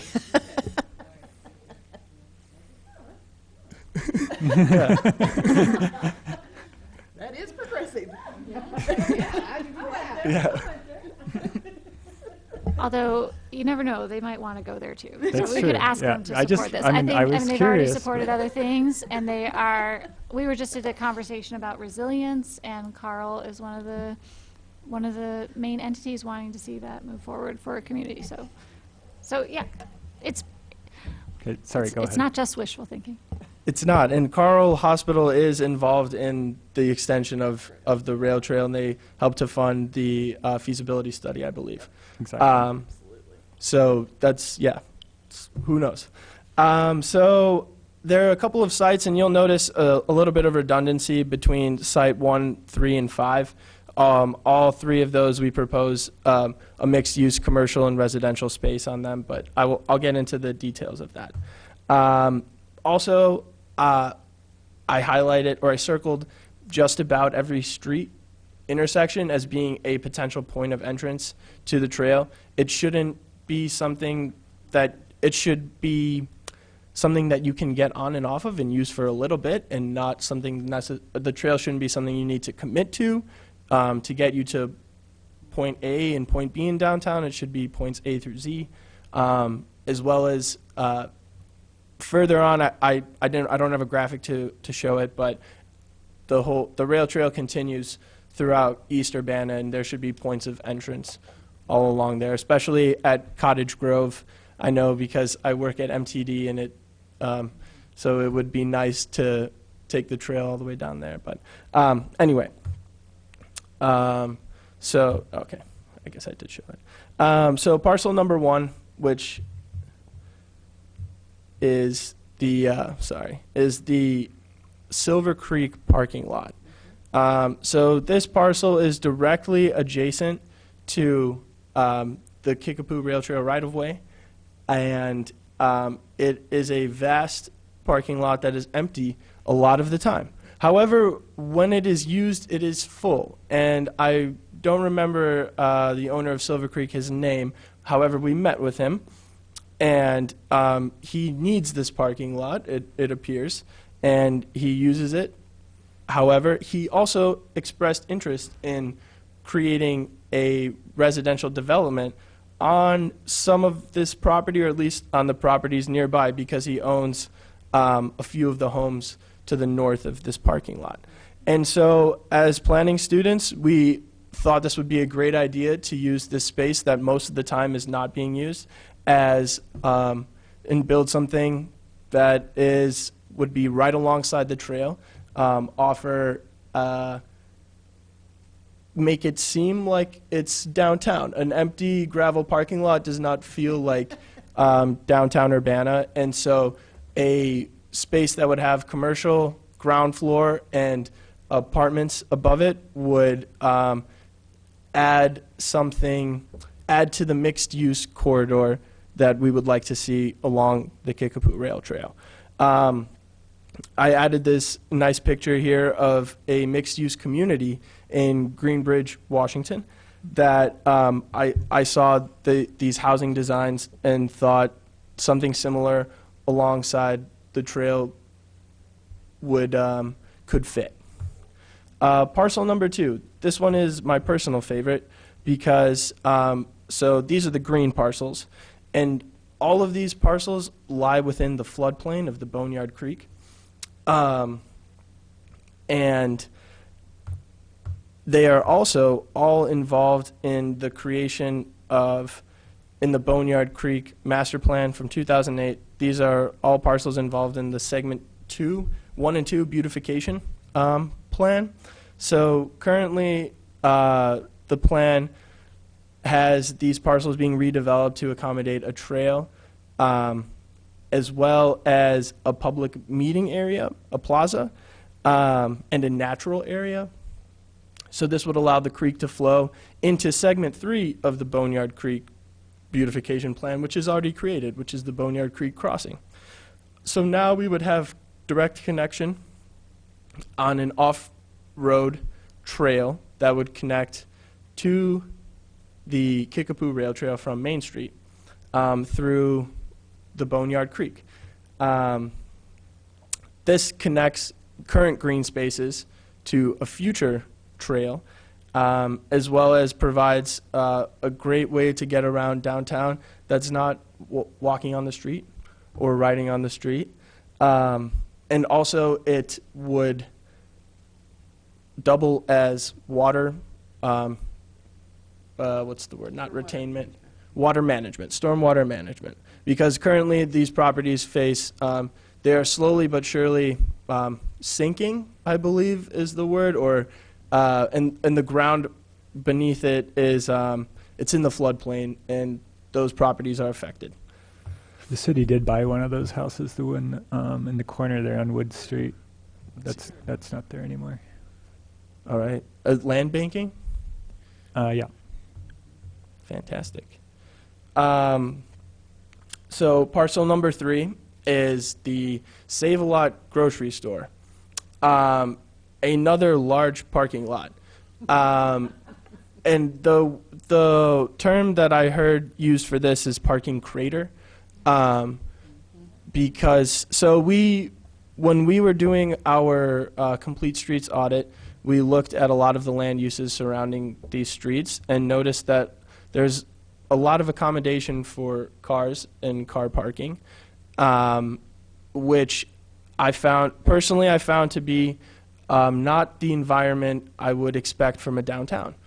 And this project was brought to us in one of the goals is to increase commerce in downtown, bring people from the trail into downtown Urbana, and the parking lots do not help with that. If I was riding along this trail and I rode past the Silver Creek parking lot and the Save-A-Lot parking lot, I wouldn't know where to stop. There would be nothing to get off the trail for. So, not very specific, however, we proposed that this parking lot be redeveloped into a mixed-use commercial and residential space. Again, to help increase housing in downtown Urbana, which there is not a lot of, especially rental properties. And also we see an expanse of businesses in downtown Urbana, and this would provide space for another one. Now, to address where Save-A-Lot's customers would park, this is where I bring up the MTD proposed development. That would also come with a downtown parking structure. And downtown Urbana, the city has a few parking lots in the downtown. And so if we could come up with a way to direct people to use these parking lots, that way we could have shared parking within downtown and perhaps not so many parking lots for every single building. Onto parcel number 4. That is this corner parcel here, which actually upon speaking with the Plan Commission, it's the purple one off to the left. They told me that this parcel is currently in the area they're planning on. They have allowed land use of a hotel on this parcel, and that is what we had recommended because of its proximity to Carl Hospital, the university, and downtown Urbana. With the Kickapoo Rail Trail, with its implementation, we could see an increase in tourism, people coming to ride on the trail. They would need a place to stay. In downtown Urbana, your hotel options are relatively limited, maybe severely. Also, Carl Hospital is a regional hospital. They have a lot of services that you can only find there within central Illinois, and so certainly we have visitors and people who would need to stay overnight, as well as the University of Illinois. They have their share of visitors. So repurposing parcel number 4 here would be, we found would be an ideal option. Parcel number 5 is currently a vacant lot. That is the one in the center of the screen. And there's currently nothing built on it. And we found that if we were to redevelop it as a mixed-use parcel, it would definitely enhance, it would work with the Save-A-Lot parking lot as well as the Silver Creek parking lot in terms of creating this mixed-use corridor. So seeing 3 new developments along this trail would certainly make it feel as though you're traveling through a downtown. And there's this rendering here, which I did not create, that would sort of, that I thought exemplified the kind of feel that one would see along the Kickapoo Rail Trail. However, it should be noted that it is already decided that this will be a Rails with Trails project, not a Rails to Trails. So there will be an active rail line next to the trail. However, this is not a trail design class. I don't know what side the active rail will be on, and it should be noted that while it is an active rail, it is quite inactive. Not very active, which is good, which works in the favor of those using the trail. And I've kind of have a lot of the same thing to say for these east leg of Main Street developments, but parcel number 1, the train tracks spur to the south. And so this would be an opportunity for a gateway to the trail from this East Urbana community. And also and there's the, I forget what's the county center down there called, Brookins. Brookins Administrative Center. So we have a lot of employees working there. A commercial area outside of downtown where someone could get some lunch or maybe and not have to travel all the way into downtown. We could see that being a relevant option.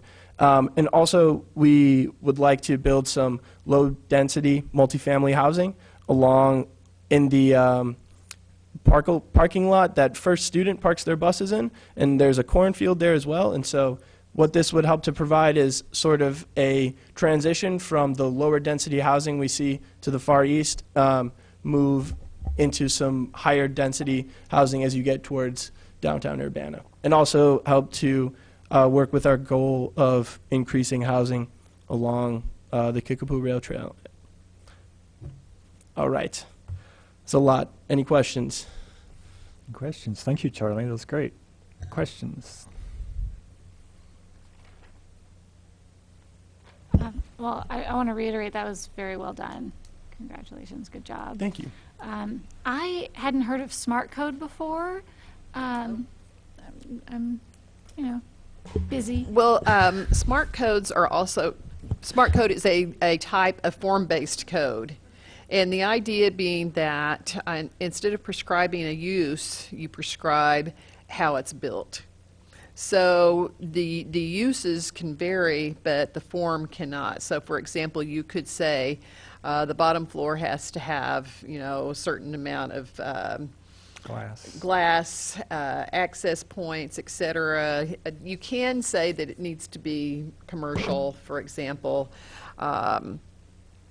You can do it based on building and zone. You can prescribe use by building and zone, but you don't do it, quite the same way. In order to do that, they'd have to revise the whole zoning code, and those are really painful and expensive processes. So that's why the students looked at doing overlay districts, and we did have presentations on form-based codes, and we talked a little about smart codes, because it's a land use class after all. They should know about these things. But the idea was that the overlay district could provide those kinds of guidelines without having to go through a process of rezoning. I guess what I'm wondering is how viable is it to actually add an overlay zone like that in this area? We have a couple of overlay zones already, that mixed office retail and a couple of design zones. And the Boneyard Creek zone, I think, is actually an overlay zone. I think the tricky part is figuring out what kind of incentives you can offer. And in this area, obviously, parking would be a big one, especially for residential. People developing residential now don't want to build parking, and that would be a fairly easy one to do. Some of the others, like mixed office residential, I think our incentive is Downtown, you can already do that, but further out on the trail, that's not how it's set up.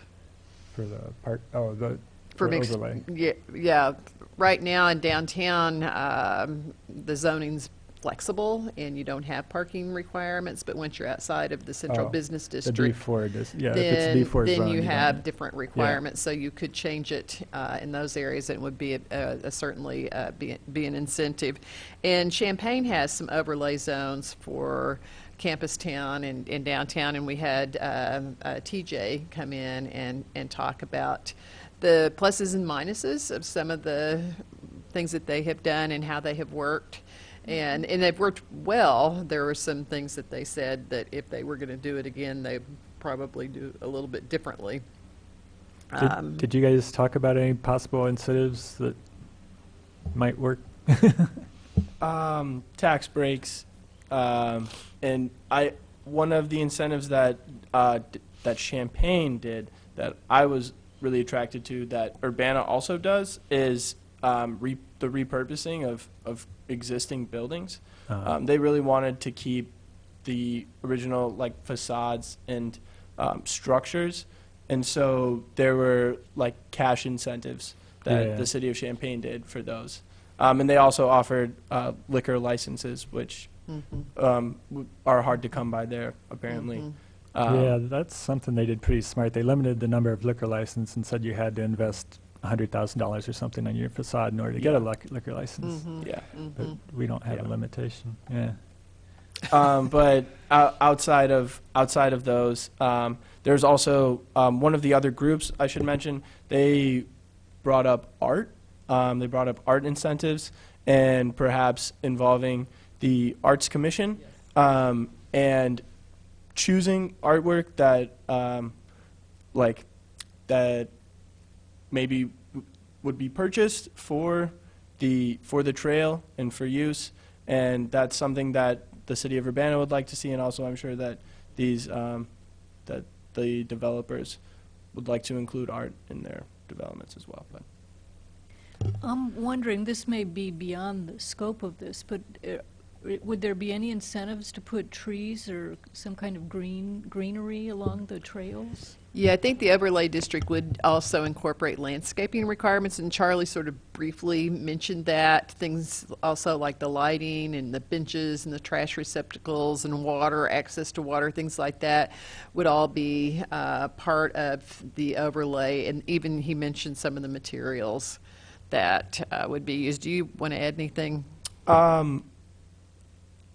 Also, there back to economic incentives. There is a TIF district within downtown Urbana, and so we had proposed that a lot of those public amenities could come from increments that the city incurs. However, so paying for them would also, we would like to see developers provide some of these amenities, but trees specifically, that we mentioned the tree board in our final paper. So we would like to see the implementation of trees and landscaping specifically along the trail, and along with the use of similar, if not the same, materials. Yeah. Anyone else? Okay. Oh. Yeah, go ahead.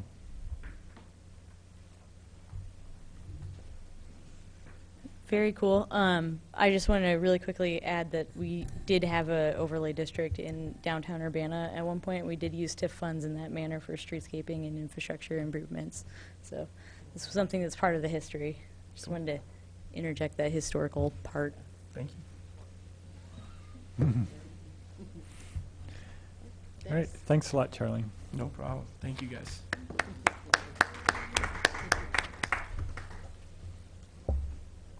Okay, next we have an update on the webpage content. Do you have time for this, Annie, or do you want? Let's do it. Okay. Less discussion, more solutions. No. Just see how far we get. Leave us at least 5 minutes for future topics. Oh, good point. Okay, so let's we have two pretty serious questions. We almost got in fisticuffs over it, so we need some help. It was insane. Can you see it on your screens? No. Oh, it's good? Okay. Am I doing something wrong? Okay. Well, it's okay. Basically, really great feedback the last time we presented this information. Let's say we can't. How? Is it me or it's? Okay. Yeah, great feedback. It's a picture of a plastic horse with a hat over its head. And it's basically, the feedback suggested a shorter list of options. So fewer options. Please include some safety tips. Please include some rules of the road. Will the Traffic Commission be in any of this? And what about parking prohibitions and restrictions? Can you work that in? There is a website. I can't believe when we were going through like best practices, we did not check the city of Ann Arbor, which really makes a lot of sense if you think about it. So the city of Ann Arbor has a website, and there is a URL here, and they basically have a landing page that says transportation, and your options are biking, driving, walking, pedestrian safety updates, public transit, transportation committee. So those are your options once you get there. The way it's organized is it's the City of Ann Arbor website. They have something called systems planning, and then you get to transportation. So we would go back to the current conditions of moving from parking and transportation to parking. And then the other one, this is our first question. Do we want it to say getting around, or do we want it to say transportation? Annie, what are the other ones in the first 10? Just read the list. Oh, I don't know. This is, Oh, that's not the list? yeah, well, this is a fake one, so it's, Oh. I don't really have the real one. But basically, we're trying to decide if we want it to, this one this one is the current. So we either need the web, we have to decide if the page is going to be getting around or if the page is going to be called transportation. And your options when you get to getting around or transportation is going to be walking and wheeling, biking, driving, public transit, and possibly projects and plans. So my preference is getting around. Anyone else? What was the argument for transportation?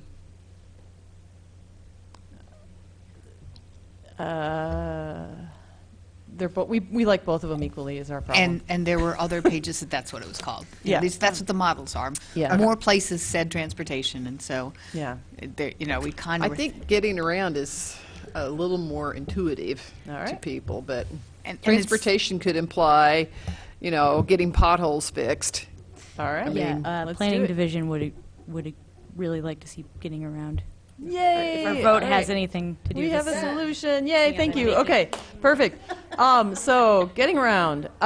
So once you get to the getting around page, and that actually might solve the next question. Once you get to the getting around page, your options will be, there will be the getting around page, which will have Urbana, friendly, happy, we like being here. It'll, there'll be like a little paragraph. So hold on a second, I'm just making quick notes here. Then the next option will be biking, driving, public transit, and the next question we have is, when you get to the getting around page, there will be a series of, there'll be one little paragraph at the top that just says, Urbana is a bike-friendly walk. There'll be just a nice little paragraph summary, nice summary at the top. Then there'll be some quick links.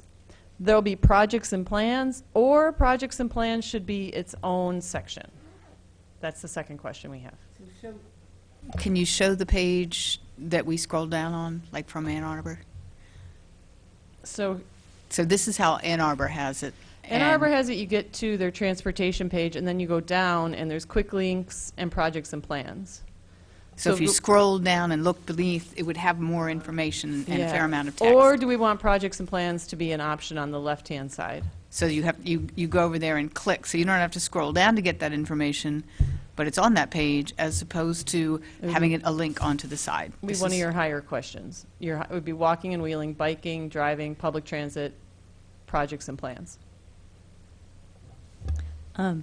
May I interject?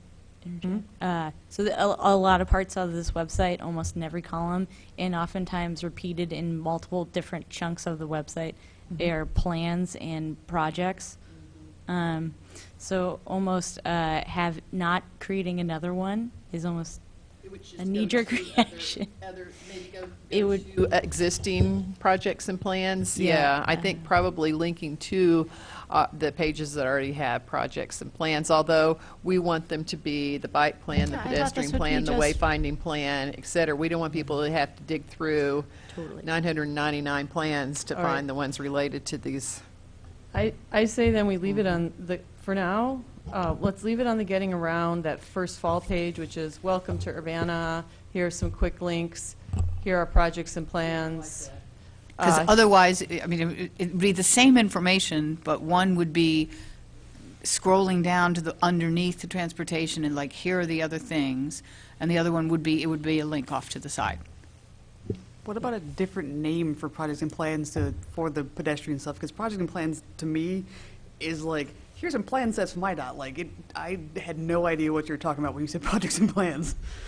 So, I mean, I have no ideas what to call it, but like, a more creative that's name what I that- always look yeah. for when I go to the site, is the projects and plans link. Something like transportation plans, or So that's part of the reason why there's about 10 projects and plans pages on this website already, and those are the ones that I know of. There are probably more. This website, though, we have mapped it out, and it has about 10 times what a normal city's website would have. So there's a lot of them. And projects and because plans we means a have lot of lots different of things to a lot of plans. different people, so there's a lot of projects and plans pages. So these would be the getting around projects and plans. Cool.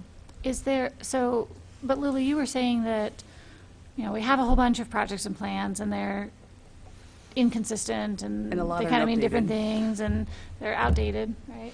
And so, were you just saying you don't think we should even have one at this point?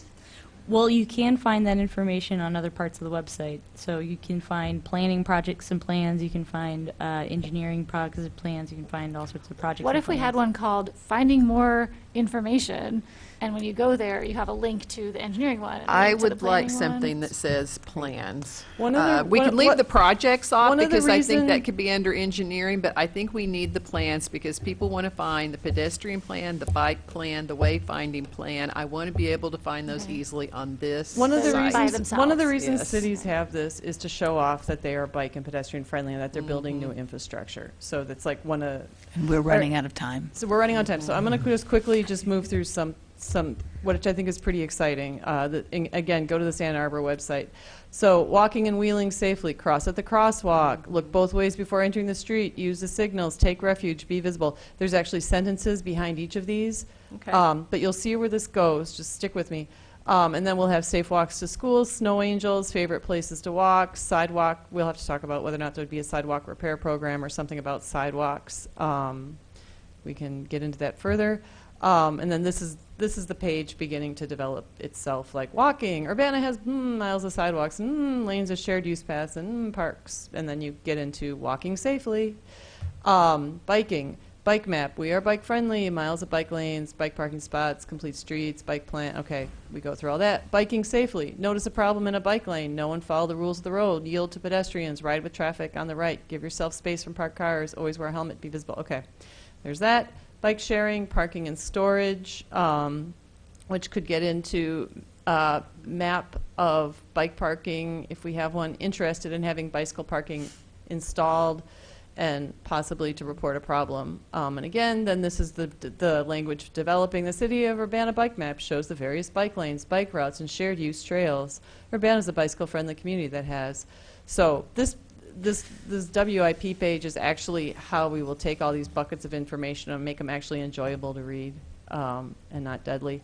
So what I find very exciting about the Ann Arbor website was driving. Driving safely, stop and yield for pedestrians, stay out of bike lanes, give bikes 5 feet, take care near buses, stop on red, don't pass vehicles, stop to crosswalks. So everybody is getting a bit of enforcement. It's not just aimed at just bikes or just cars, or so everybody is like, this is a shared space. So traffic enforcement, parking and rental, maps of parking, interested. Oh, sorry, ignore that. That Annie? was, yeah. Was there another question that you need to bring to the That's commission? it. This is it. And basically, do you agree with this format? Is I like our third question. So then there would be public transit, which sort of would have the same additional information, and that's it. So basically, does that sort of seem to answer our concerns from last time? Those are my questions. Or should we talk about it even further? We could totally have the plans just underneath on that front page with the word plans and everything else. It's fine with me. I just want to make sure that the plans that are directly applicable to what we do here are easily linked on that page. And I just really want to quickly add that these are all awesome, amazing recommendations that you guys worked so hard on. And just want to let you know that when we go to implement these things, some things might not turn out just like that. Sure. Okay, cool. Well, the There's a other lot thing of I found out about restrictions. Drupal sites is URLs. So the problem with getting around is, I mean, the problem with projects and plans is Drupal will allow you to have one URL. Let's say you have a URL for projects and plan. We're going to have an event called Projects and Plans URL. You cannot have that. And it will break a bunch of other links. So Yeah. Drupal will only let you have one unique URL per, it's kind of a little, we're in the weeds, but essentially once I Yeah. learned that, I went, ooh. Okay, so Drupal's like should we do another update next time? Yeah. There we go. Let's do another update next time. Okay, Thank you. thank you. And send comments. Thank you, everyone. Okay, announcements. I did, well, that's kind of a future, okay. I talked to Kevin about the pedestrian master plan. That's been reviewed by staff and has gone back to Regional Planning Commission, so they're making some changes. And he thinks it might be ready by February to bring back to us to talk about, to review the draft, I guess. Had an update from Kelly on the, I think we talked about this, that she had applied for student sustainability funding for a path through the Arboretum to convert the existing gravel path to concrete, and had gotten through the first phase with approval, but it wasn't approved in the second phase. I think once they did the more detailed design and more detailed cost estimate, went up to about 150,000. So it started out at 100, went up to 150 because U of I requires 8-foot paths and 8 inches deep and pretty substantial concrete. So that didn't make it through that commission. But I don't think it was because of the cost. I think it was primarily because the Student Sustainability Committee had a lot of projects this year. They denied several projects that they would have funded in another year. So it was it might just be worth simply trying again. And And maybe also getting the a partner. design, the details design got done by some students in the master's program for landscape architecture, and they want to add some other things and look at even just phasing and things like that. So it doesn't mean that it's not happening. It just Right. means it's not happening now. Okay. Last night at City Council, they gave us a few updates on projects, and Shannon can correct me if I mess up any of these, but a couple of them that I think that it's worth that we've talked about here is one is Maine and Springfield. They're having Fairgram, I think, review that, and then what did I say? Oh, Springfield and Lincoln, right? Or Maine and Lincoln. That's it. Lincoln and Springfield, yeah. So that'll be re-reviewed, and then the engineering. There's a question on timing on that because of all the construction going on. The University Avenue construction and the Gather construction is right there at that corner. And P5 for MCOR. And yeah, and MCOR and Green Street. So that may get delayed another year. They're still trying to work through the timing for all those projects. Washington and Vine has been in our capital improvement plan for several years as a resurfacing project, but this summer they had some engineers do a more detailed pavement analysis, and that's one of those that's the same problem that Windsor Road had a long time ago with the faulty concrete, the ASR. It's a similar animal, but it's actually different because the materials are different. Vine and Washington was created with what's called high early concrete, which sets real fast and it gets your road open, but its longevity, as you can see, is not great. Yeah, so it's flaking and has like cracks in all the corners. So anyway, they evaluated that this summer, and it's not going to work as a resurfacing project, so it'll have to be a full depth replacement. Well, actually, Aptec, who's the consultants who did that, they actually advocated for patching and resurfacing.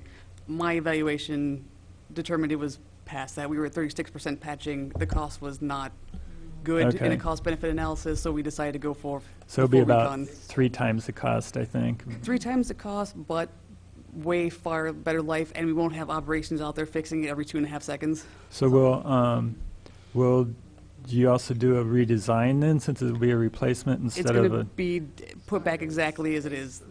Yeah, there, with the way Vine tapers to the north and with the school, it is not really open to, and with that one house in the corner that put in that brand new landscaping, it's not an option. So it will be a better pavement, but it will look exactly the same as it does now. Same lane configuration and everything. And I know that's been evaluated for light. I mean, it meets all the, I think it meets the, I have not actually done the signal warrants yet. It may meet them certain times a day, but I don't see it meeting them all the time. okay. And again, putting a stoplight there will require massive right-of-way acquisition, and that's something the city's probably not going to want to do. So, Okay. So, yeah, I think that's all the updates I had. Anybody else have announcements? Future topics. Shannon, would you be able to do report card report in January? if they would ever reply to my emails about information I've asked for them, I would, but I currently would only be reading you the report card, which we can all just look at online. So there was some I wanted to know what their basis was. Like, I can understand, like, yes, we don't have a bicycle engineer. Obviously, that would make sense, but there was, I can't think of what it's top of my head. We got a really low score that I severely disagree with, and I wanted to know their justification. You should call Amelia Neptune. Are you talking directly to Amelia? We all know Amelia. I email people on the list, and no one replies. So Amelia is from, like, she was here. Yeah. And She she knows our is the town. She director helped- of the Yeah, so program for we can help connect you. Yeah, you should just call Amelia. She's pretty responsive, and she'll explain Do you want to send to her you. Amelia's cell phone number? No, her phone number's on the website, and I am going to say right now, with having 5 upcoming possible projects, that is likely not something I can do in the near future. Okay. Okay. Yeah. So You're busy. Shannon's one of our 2 engineers currently at the city. We used to have there was 5 when 5 I or started. 6. I was the 5th. 6, Yeah. Okay. Get it? So pedestrian master plan probably in February. Vision Zero, we'll probably have a Vision Zero update by then. Anything else? I will chime in on the bike wayfinding. It's in RPC's hands right now, and I think planning may have to still do the reviews for the wayfinding. I'll check in with Marcus. Okay, yeah. So I gave my eds to Gabe not too long after last BPAC, and they were substantial. So and I know RPC is also short-staffed and busy. They have, I mean, they just got done with the LRTP stuff. I mean, they're also behind the gun.